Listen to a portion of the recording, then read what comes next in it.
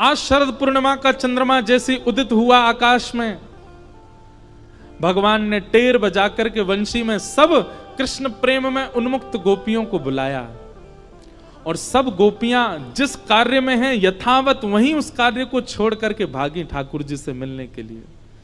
कोई श्रृंगार कर रही है, कोई पति को भोजन करा रही है, कोई बालक को दूध पिला रही है, कोई वस्त्र धारण कर रही है, कोई स्नान करके आई है, कोई केस संवार रही है।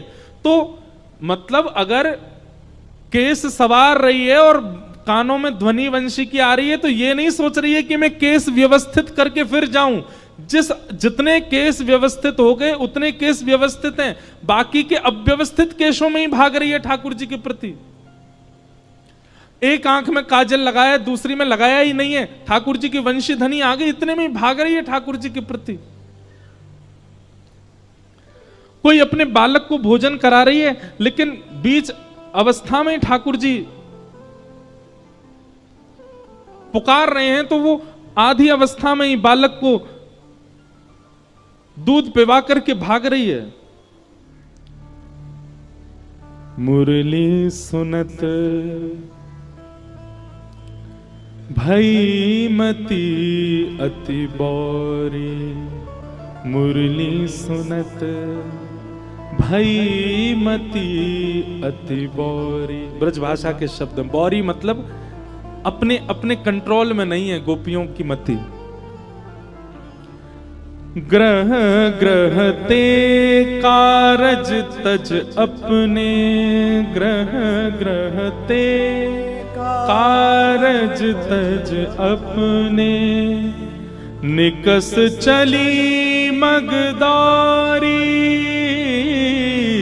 निकस चली मगदारी,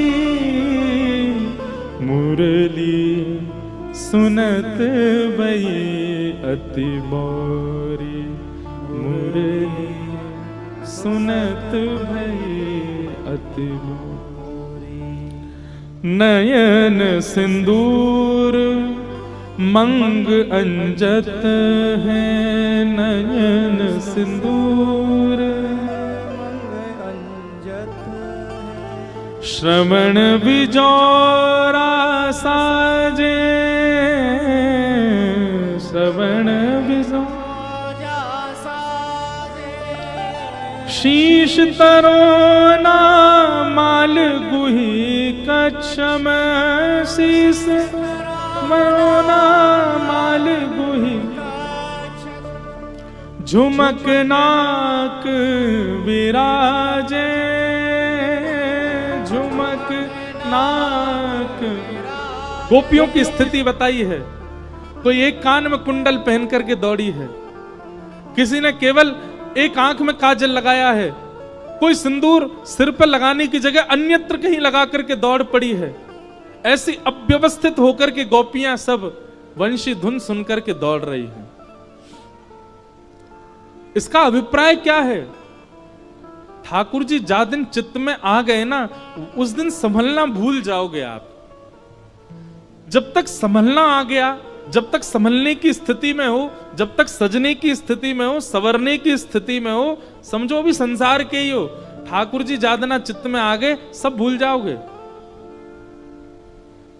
कैसे बन के रहना चाहिए, कैसे सज के रहना चाहिए, कैसे संभल के रहना चाहिए, ये स्थितियां सब ठाकुर जी दूर कर देंगे।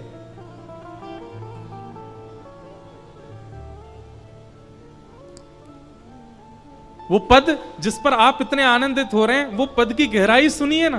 बाला मैं बैरागण होंगी, क्यों?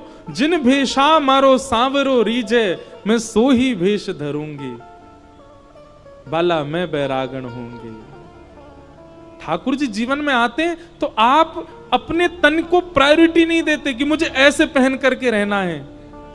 सेवा भाव जिसके चित्त में आ जाता है वो सजना सवरना भूल जाता है, वो केवल सेवा के लिए रहता है। फिर सेवा भाव जिसके चित्त में आ जाता है, प्रेम लक्षणा भक्ति जिसके चित्त में आ जाती है, उसकी जीव फिर ये नहीं चाहेगी मैं ये खाऊं, ऐसा खाऊं, वैसा खाऊं, जो मिले बस जीवित रहने के लिए पालूं।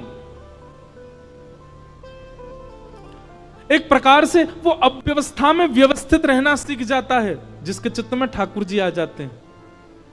वो एक आसन पर बैठ करके पूरी कथा सुन सकता है। वो बिना पंखा, बिना एसी, बिना किसी व्यवस्था के भी एक स्थान पर अधिक समय तक विराज सकता है। ये अव्यवस्था में भी व्यवस्थित होना सिखा देते हैं ठाकुर जी।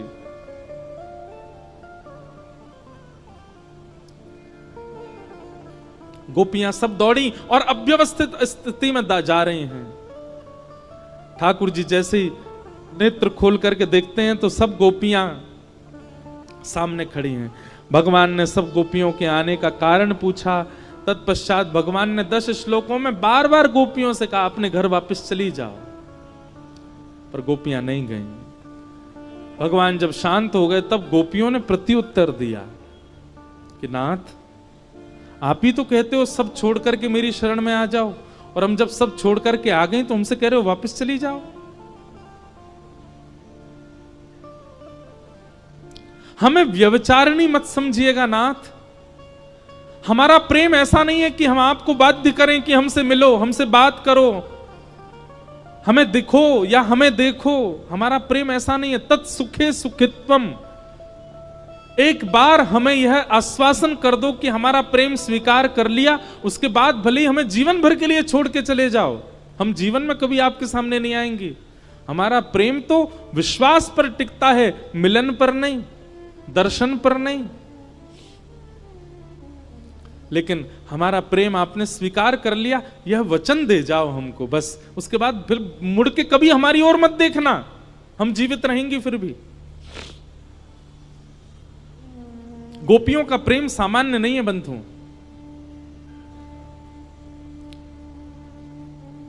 उद्धव जी महाराज जब वृंदावन जाते हैं तो गोपियां कहती हैं, उद्धव, वृंदावन से मथुरा इतना दूर नहीं है कि हम कृष्ण से मिल नहीं सकती, दिन में 2 बार जाके मिल के आ सकती हैं, पर हमारा प्रेम हमको अनुमति नहीं देता।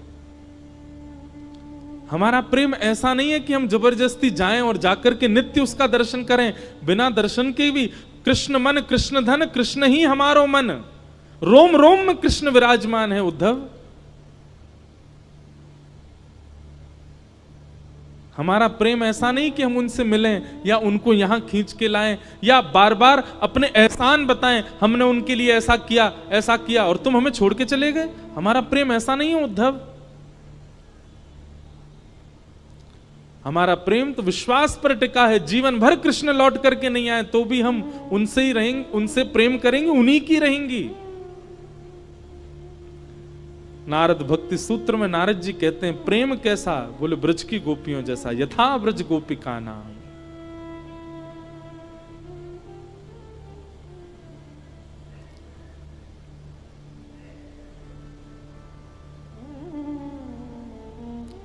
ठाकुर जी गोपियों की बात सुनते हैं और फिर गोपियों से कहते हैं, अरे मैं तो परीक्षा ले रहा था आप सबकी, आओ चलो हम रास करते हैं। और ठाकुर जी गोपियों के संग रास करने लगे। एक एक गोपी के पास जाकर के ठाकुर जी उसकी सुध लेने लगे, किसी के रूप का वर्णन करने लगे, किसी के चरण पकड़ने लगे, किसी के वस्त्र में ठाकुर जी स्वयं बैठने लगे, किसी को अपने हाथ से पवाने लगे। और इन सब क्रियाओं की वजह से गोपियों को मान हो गया कि हम अत्यंत सुंदरी हैं, इसलिए हमारे सौंदर्य पर ठाकुर जी मोहित हो गए।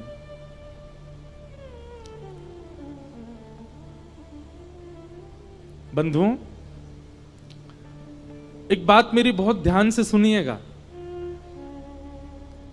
हम इतनी भक्ति करते हैं, इतना भजन करते हैं, इतना नाम जप करते हैं, इतनी कथा सुनते हैं, इतनी सेवा करते हैं, फिर भी ठाकुर जी प्रकट क्यों नहीं हो रहे हैं? क्योंकि कहीं ना कहीं ठाकुर जी को यह चिंता है कि मेरे प्राकट्य से इसके चित्त में यह मान ना आ जाए कि मैंने ठाकुर जी को प्रकट कर दिया। ठाकुर जी को हमारी चिंता है कि कहीं इसको अभिमान ना हो जाए। अरे हम 2-4 कथा क्या सुन लेते हैं, 2-4 कथा सुना क्या देते हैं, तिलक लगा करके कुछ दिन रह क्या लेते हैं, हमको इसी से मान हो जाता है। ठाकुर जी प्रकट हो गए, हमारे हाथ से पाने लगे, हमसे श्रृंगार कराने लगे, हम तो ढिंडोरा पीट देंगे पूरी दुनिया में। मान करेंगे कि हमारी भक्ति की सामर्थ्य देखो, ठाकुर जी प्रकट कर दिए। इस भय के कारण ठाकुर जी प्रकट नहीं होते कि कहीं इसको मान ना हो जाए, क्योंकि गोपियों के चित्त में मान हो गया।